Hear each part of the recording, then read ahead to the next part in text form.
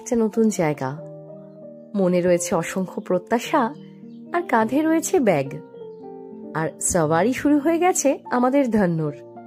নমস্কার, ঐন্দ্রিলাস ক্যানভাসের আরো একটি নতুন ভিডিওতে আপনাদের সকলকে অনেক অনেক স্বাগত।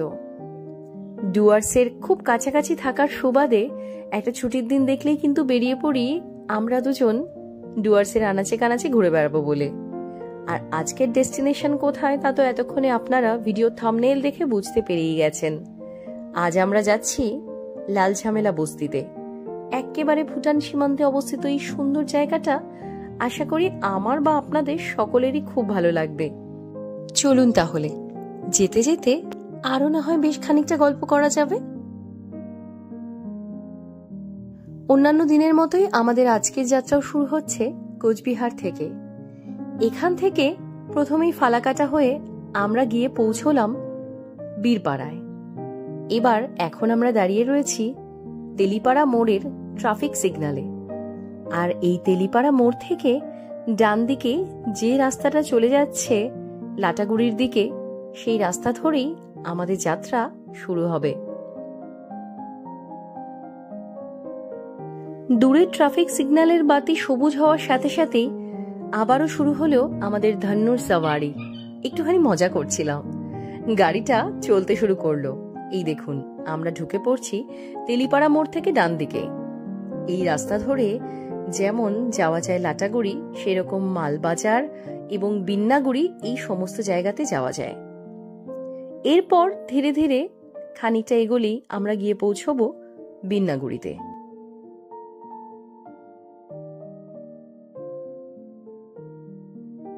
এখন আমরা এসে পড়েছি বিন্নাগুড়িতে। আর ডান দিকে যে জায়গাটা আপনারা দেখতে পাচ্ছেন, এটি হলো বিন্নাগুড়ি মিলিটারি স্টেশন, যার নাম কৃপন দুয়ার। এই কৃপন দুয়ার অতিক্রম করে আমরা এখন এগিয়ে যাব আরো সামনের দিকে, অর্থাৎ বানারহাটের দিকে। খানিকটা এগোলেই আমরা পাবো বানারহাট রেলওয়ে স্টেশন।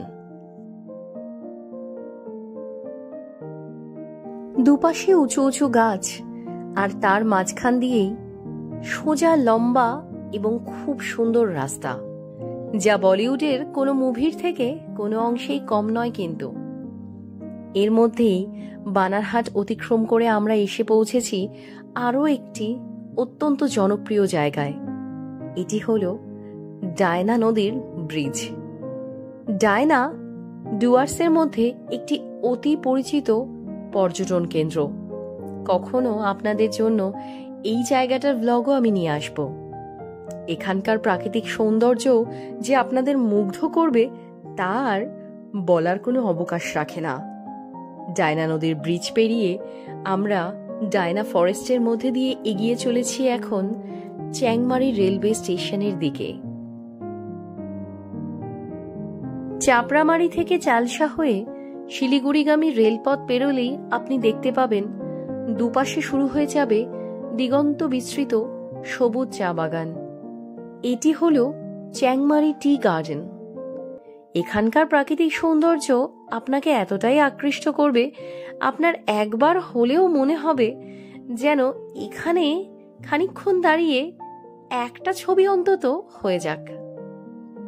এরপর এই দুপাশের সবুজ চা বাগান দেখতে দেখতেই অবশেষে আমরা এসে পৌঁছেছি লাল ঝামেলা বস্তি রোডে।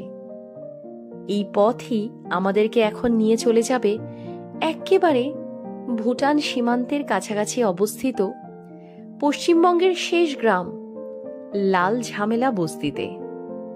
এই দেখুন, গল্পে গল্পে আমরাও এসে পৌঁছেছি লাল ঝামেলা বস্তিতে।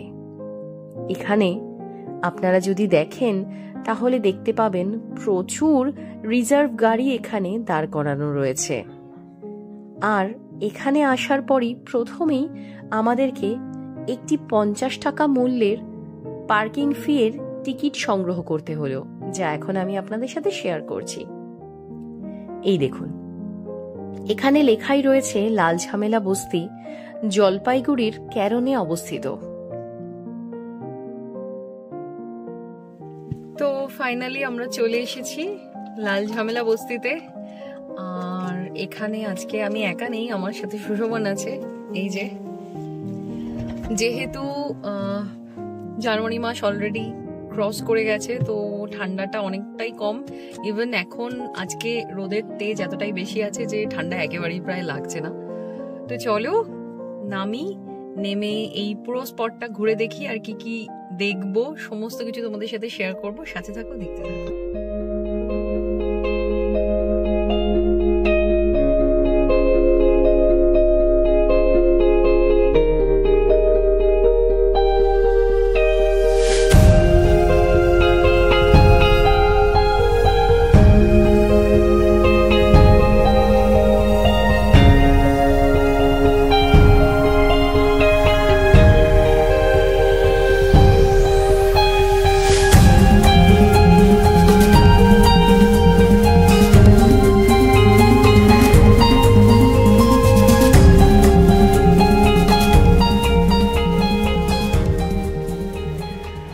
দেখতে পেলে আমরা কিন্তু গাড়িটাকে পেছনে জাস্ট পার্ক করে রেখে চলে এসেছি এখানে।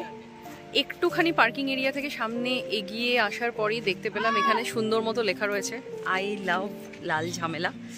আর তার ঠিক পাশ দিয়ে এখানে হলো একদম পুরো রিভার বেডে যাওয়ার রাস্তা। নদীর শব্দও শুনতে পাচ্ছি বেশ জোরে। চলো এবার আস্তে আস্তে নামা যাক। আর নদীতে যা দেখতে পাচ্ছি হালকা হালকা কিছু কিছু জায়গায় জলও রয়েছে। চলো তাহলে দেখাই তোমাদেরকে পুরোটা। চলুন নিচে নামতে নামতে একটা মজার গল্প আপনাদের শোনাই। কথিত আছে লাল সিং ওরাও এবং ঝামেলা সিং নামে চ্যাংমারি চা বাগানে বহুদিন আগে দুজন শ্রমিক কর্মরত ছিলেন। মূলত তাদের প্রচেষ্টার ফলেই ভুটান সীমান্তের এই ছোট্ট গ্রাম বা বসতিটি গড়ে ওঠে।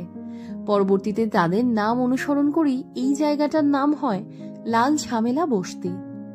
একদিকে ভুটান এবং অন্যদিকে ভারতবর্ষের মধ্যে দিয়ে নিজ খেয়ালে বয়ে চলা ডায়না নদী এই জায়গাটার সৌন্দর্যকে যেন আরো বাড়িয়ে তুলেছে।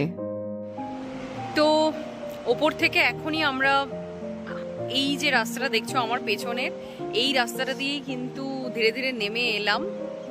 আর রাস্তাটা ঠিক কতটা খাড়া সেটা একবার দেখো তোমরা। তো প্রচন্ড সাবধানতা অবলম্বন করতে হচ্ছে। আরো নিচে যাবো, আর এমনকি নিচে যাওয়ার বাকি যে রাস্তাটা এটাও দেখো কতটা মানে খাড়া এই রাস্তাটা, মানে এই দিক দিয়ে আমাদেরকে যেতে হবে। তো চল, কেমন লাগছে এখানে এসে? ভিউ খুব সুন্দর এখানকার। চলো এবার নদীতে নামলে আরো বেশি মজা হবে। ধীরে ধীরে আমরা কিন্তু চলে এসেছি রিভার বেডে। আর এখানেই যদি তোমরা পেছনে লক্ষ্য করো দেখতে পাবে প্রচুর পিকনিক চলছে এখানে, যেহেতু শীতের মরশুম আর ওয়েদারটাও খুব সুন্দর আজকের, তো পিকনিক চলছে। আর একটা খুব সুন্দর হাওয়া হচ্ছে, কিন্তু হাওয়াটা ভীষণই ঠান্ডা, প্রচন্ড একদম কনকনে ঠান্ডা। চলো আর একটু সামনের দিকে যাই, আর চেষ্টা করি যদি পারি তাহলে একটু জলেও নেমে দেখা যাক।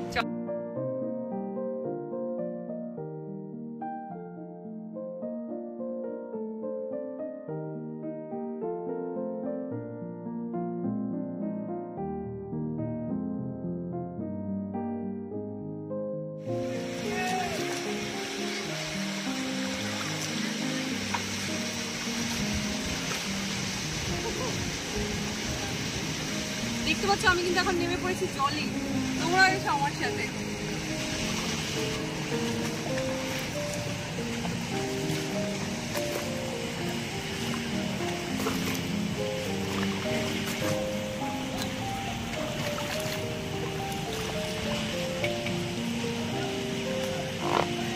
এই জলে নেমে একটা জিনিস বুঝতে পারলাম, জল কিন্তু প্রচন্ড ঠান্ডা। আর আরেকটা যেটা জিনিস সেটা হচ্ছে পাথরগুলো যেগুলো জলের মধ্যে আছে সেগুলো কিন্তু প্রচন্ড স্লিপারি। তো যদি আসো ভীষণই কেয়ারফুল থাকবে কিন্তু তোমরা। চলো আরেকটু সামনের দিকে যাওয়া যাক। প্রথমেই হাতটা আগে ধরে নিলাম, কারণ আমার একটু জলে ভয় লাগে। আর তার মধ্যে এই জায়গাটা প্রচন্ড স্লিপারি। আরে আমার ভয় লাগছে। ওই দিকটা দিয়ে যাইছো না, ওইখানে তো পাথর দেওয়া আছে।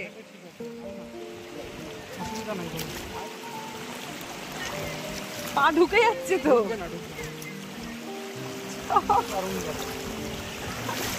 দেখতেই পাচ্ছি আমরা কিন্তু একদম মাঝখানে চলে এসেছি এখন দুজনেই। জল প্রচন্ড ঠান্ডা, পাথরটাতে নোংরা আছে প্রচন্ড।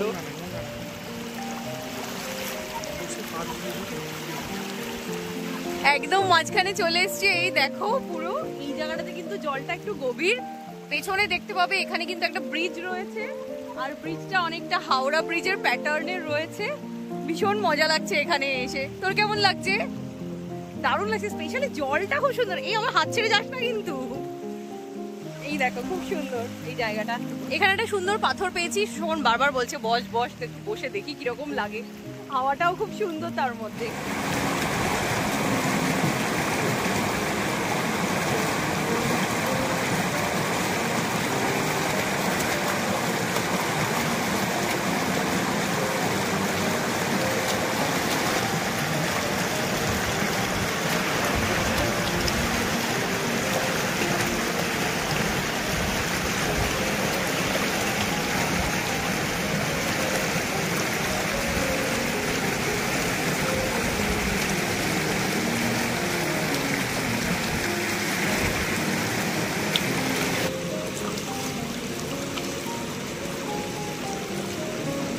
তাহলে তোমরা দেখতেই পাচ্ছ এই জায়গাটা কতটা সুন্দর। আর আমি কিন্তু একদম পুরো রিভার বেডে, একদম নদীর মধ্যে আছি পুরো এখন। আর ওদিক থেকে সূর্যের আলোটাই সেই জলের মধ্যে যখন পড়ছে আরো সুন্দর লাগছে পুরো জায়গাটা। আর যেহেতু এখন শীতকাল, এখন কিন্তু এই সমস্ত জায়গায় ঘুরতে আসার জন্য একদম পারফেক্ট সময়। আর একই সঙ্গে তোমরা যারা ডুয়ার্স এরিয়ায় একটা ভালো পিকনিক স্পট খুঁজছো, আমার মনে হয় লাল ঝামেলার থেকে বেটার কোনো অপশন এই মুহূর্তে তোমরা পাবে না। সো আর দেরি কিসের, তাড়াতাড়ি ব্যাগপত্র গুছিয়ে নিয়ে চলে এসো ডুয়ার্স। আর এখানে এসে এখানকার এত সুন্দর ভিউটাকে এনজয় করো তোমরাও। এখানে একটা জিনিস আমি এখন তোমাদের সাথে শেয়ার করব, সেটা হলো আমরা যে নদী মধ্যে আছি, এই নদীটা জাস্ট পেরিয়ে ওই পাশটা, ওই যে দূরে যে পাহাড়টা তোমরা দেখতে পাচ্ছ, এই যে পাহাড়টা, এটা কিন্তু ভুটান পাহাড়। অর্থাৎ নদীর এই পাশটা কিন্তু ইন্ডিয়া আর ওই পাশটাই কিন্তু হলো ভুটান। এই দেখো দূরে আবছা দেখো দেখা যাচ্ছে, আমি জানি না কতটা বোঝাতে পারছি তোমাদেরকে। এই যে পাহাড়টা, এটাই কিন্তু ভুটান পাহাড়। আর ওই দিকেও দূরে যে সমস্ত ছোট ছোট এখানে দেখতে পাবে মনুমেন্ট টাইপের রয়েছে, তারপরে টাওয়ার দেখা যাচ্ছে, এই সমস্ত কিছু কিন্তু ভুটানের। যেহেতু এই জায়গাটাতে আশেপাশে অসংখ্য চা বাগান ছড়িয়ে রয়েছে, যেটা প্রথমেই আমি তোমাদের সাথে শেয়ার করলাম ভিডিওর, তো এইখানে দেখো এই ডায়না নদীর জলকে কাজে লাগিয়ে একটা প্রজেক্ট তৈরি করা হয়েছে। আর যেহেতু শীতকাল, এখন জলের অভাব, আর চা গাছ তো তোমরা জানোই জল ছাড়া বাঁচতে পারে না, তো এই ডায়না নদীর জল দেখো বড় বড় এভাবে পাম্পের সাহায্যে পাইপ দিয়ে পাঠানো হচ্ছে চা বাগানগুলোতে, যাতে চা বাগানগুলোতে জলের কোনো অভাব না হয়। লাল ঝামেলা বস্তিতে এলে আপনি দেখতে পাবেন এখানে রয়েছে বেশ কিছু অস্থায়ী খাবারের দোকান। এখানে ভুটানি স্টাইলের মোমো, ম্যাগি এই জাতীয় খাবারগুলো পাওয়া যায়।